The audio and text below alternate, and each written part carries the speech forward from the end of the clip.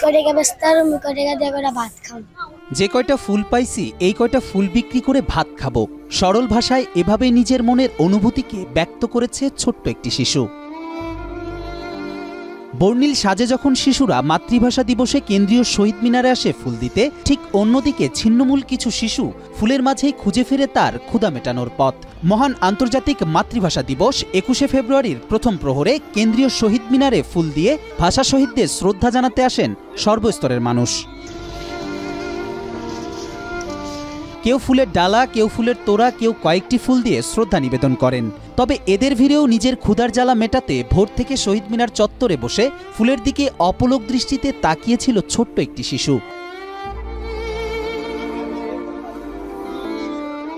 যখন ফুল দেওয়ার আনুষ্ঠানিকতা শেষ হয় তখন শহীদ মিনার থেকে কিছু ফুল কুড়িয়ে নিজের কাছে রেখে দেয় শিশুটি।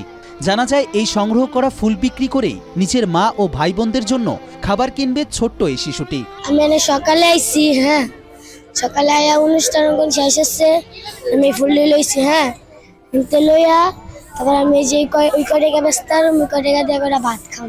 আমার বাসায় আমার ছোট একটা ভাই আছে আর একটা মা আছে আর আমার একটা বাবা আছে। এই যে আমি লইছি ওরা ভাত খাওয়ার লেগা, আমার মারা না খাই আছে।